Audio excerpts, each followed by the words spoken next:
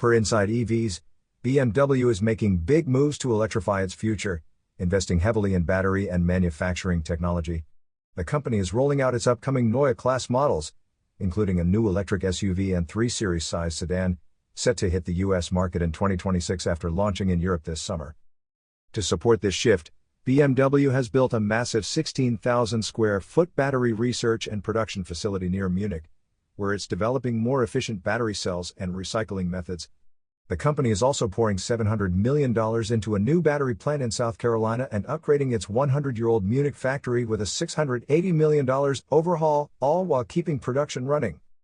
BMW's commitment to electric vehicles is clear despite global policy uncertainties. The company says it's prepared for market shifts and plans to offer a full range of gas, hybrid, and fully electric models.